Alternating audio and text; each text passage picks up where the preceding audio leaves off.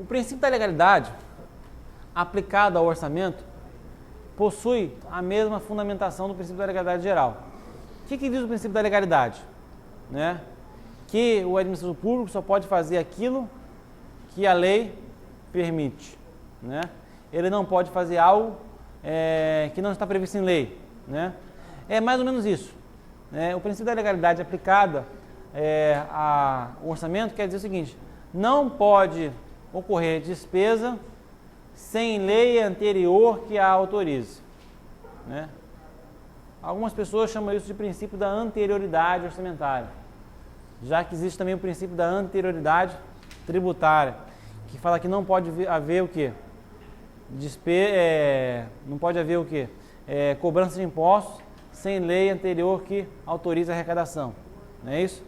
No caso do orçamento, seria não pode haver despesa pública sem lei anterior autorizando a realização da despesa. Tá? Agora, tem uma discussão interessante sobre o princípio da legalidade no que tange a receita, que eu discuto inclusive junto com o princípio da anterioridade, eu acho. Quanto à despesa, não há dúvida que se aplica o princípio da legalidade, que só pode haver despesa com lei anterior que preveja essa despesa, e também não há dúvida que você tem que ter o quê? Respeitar o princípio da anterioridade. Você só pode executar despesa se lei anterior, né, tenha sido publicada autorizando essa despesa. Né? Agora, no que tange a receita, esse princípio da legalidade e da anterioridade, ele é bem relativizado. Antigamente achava-se o seguinte: só podia o Estado cobrar se ele tivesse o quê? Cobrar o imposto se ele tivesse, além de instituir o imposto, ou seja, o princípio da anterioridade tributária, ele tivesse o quê? Incluída a receita relativamente a esse imposto novo no orçamento, que seria a anterioridade orçamentária.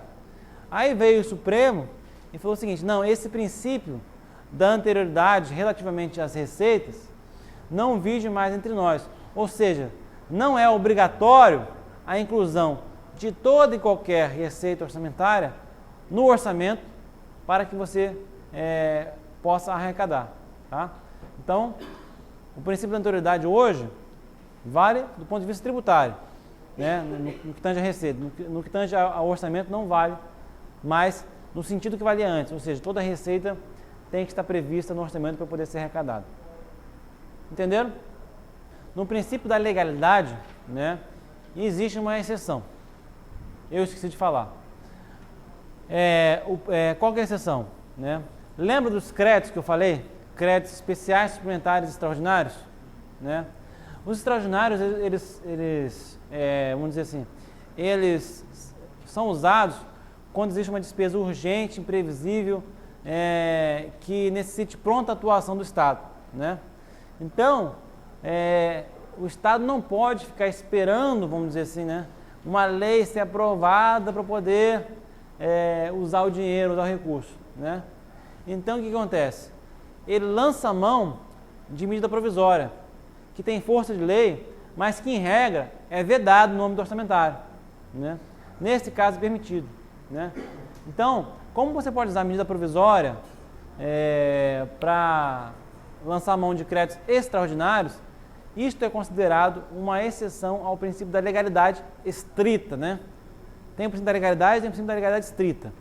Né? O que é legalidade estrita? Que você só pode fazer determinada coisa por lei mesmo. Né?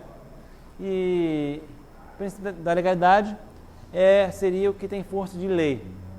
Medida provisória tem força de lei, então pelo princípio da legalidade somente, ele não seria uma exceção. Né? Mas de acordo com o princípio da legalidade estrita, que diz que só lei pode tratar de orçamento, então seria uma exceção. Tá? Princípio da clareza. Né? Esse é um princípio relativamente novo, né?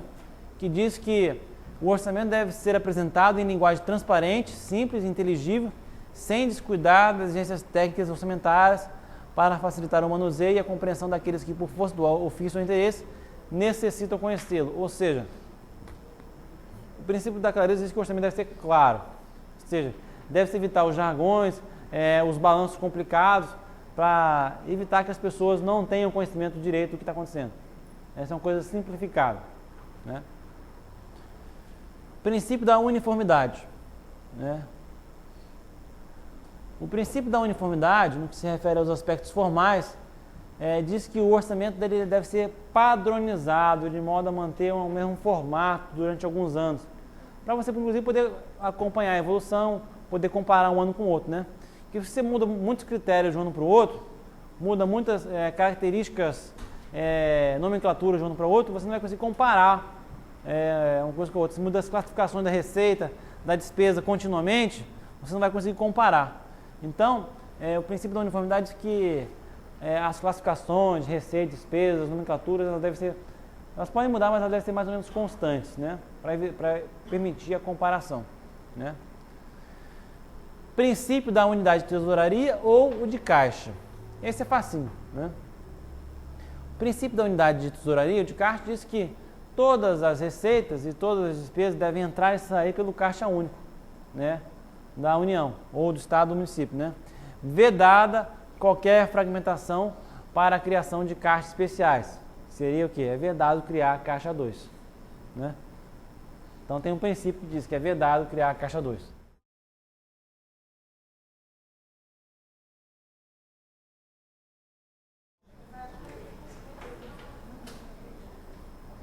Bem, vamos entrar agora na discussão formal, né, dos créditos adicionais, né?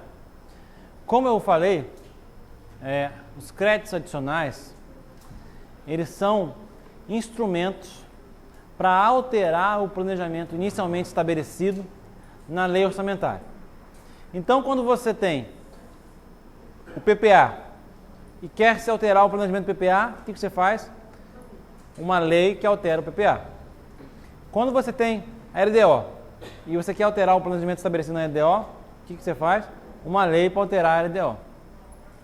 No caso da lei orçamentária anual, né, quando você quer alterar, você tem que abrir mão de uma lei de créditos adicionais, tem um nome especial, créditos adicionais, né? Os créditos adicionais são de 3 tipos, como eu já falei.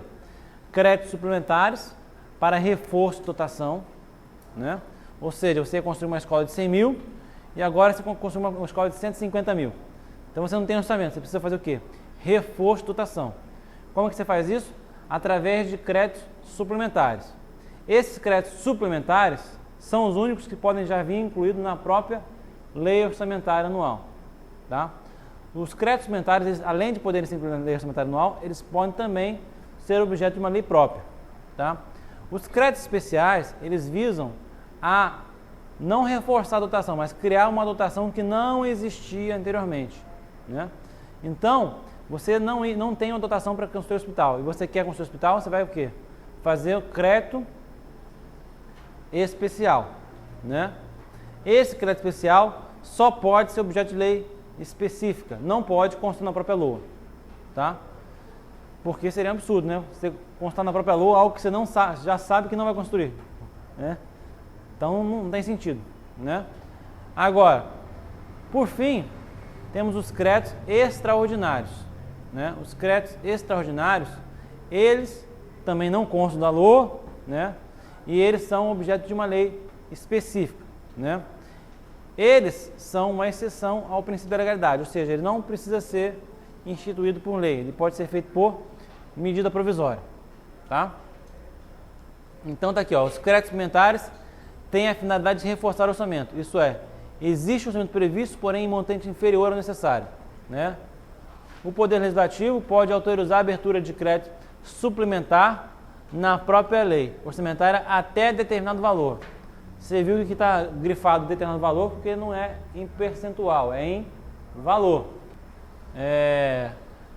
Esse assunto é importante porque algumas bancas costumam afirmar que o Poder Legislativo pode autorizar na própria LOA a abertura de crédito especial ou extraordinário, né? Ou ainda, colocam apenas crédito adicional como gênero, né? E daí está errado, né? Porque não é todo crédito adicional que pode. O único que pode constar na própria LOA é o crédito adicional suplementar, tá? Enquanto existir saldo de autorização na própria LOA, o Poder Executivo pode, por meio de decreto, abrir o crédito suplementar, depois de esgotado o saldo de créditos, toda vez que o Poder Executivo precisar, ele tem que abrir mão de novos créditos suplementares, né? Então, você tem saldo de 100 na lei orçamentária. Você abre 50. Então, você tem saldo de 50. Aí você abre mais 20. Tem saldo de 30. Abre mais 30, acabou. Então, você precisa agora lançar mão de créditos suplementares. E daí você bota mais 20, por exemplo. Aí você tem que pegar esse mais 20 e abrir. Aí você abre mais 10. Tem um saldo de 10. Abre mais 10, acabou. Tem que abrir outro crédito suplementar. Tá? O período de vigência dos créditos suplementares é adstrito ao exercício financeiro. Ou seja, ele não é uma exceção ao princípio da anualidade. Aliás, é o único crédito que não pode ser reaberto. Tá? Os outros dois podem, né? Desde que é aberto nos últimos 4 meses do exercício, né? Questão de prova comum é falar assim, né? Os créditos especiais e adicionais podem ser reabertos. Correto. Os créditos adicionais, especiais e extraordinários podem sempre ser reabertos. Falso, né? Apenas se eles forem abertos nos últimos 4 meses do exercício. Tá?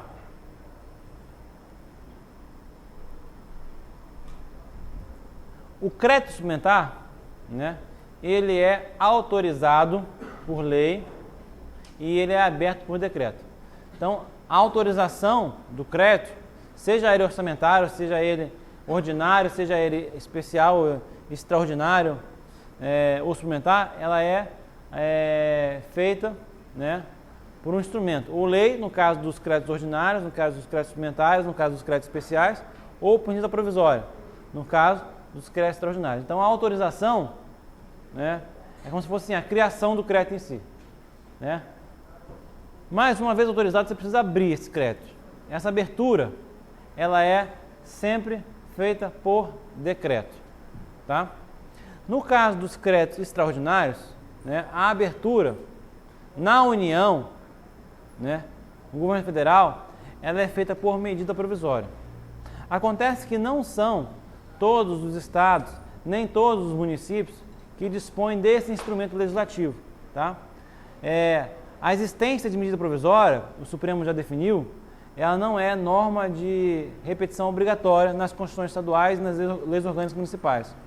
Ou seja, pode existir, e existem muitos estados que não dispõem desse instrumento legislativo, que é a medida provisória. Tá? Então, nestes casos em que os estados não dispõem de medidas provisórias nas suas constituições, ou no caso de municípios que não dispõem de medida provisória nas suas leis orgânicas, né?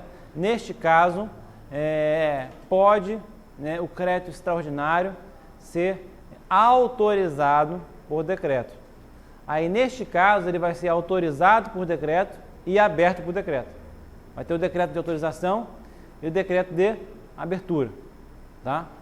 Então, neste caso, em que não houver medida provisória, você vai autorizar por decreto. Tá? É muito comum questões de pegadinha confundindo a questão de autorização com abertura. Tá? A abertura de crédito extraordinário, suplementar, especial, ou qualquer crédito é sempre feita por decreto. Tá? Não existe abertura nem de crédito extraordinário feito por medida provisória. Tá? O que é feito por medida provisória é a autorização. Não confunde a autorização com a abertura. Vocês entenderam, né? A autorização é por lei, no caso de créditos suplementares especiais, e por medida provisória, né, no caso de créditos extraordinários, ou por decreto, né, no caso de estados e municípios que não possuem medida provisória em suas constituições ou leis orgânicas. E a abertura, em qualquer caso, é feita por decreto. Tudo bem?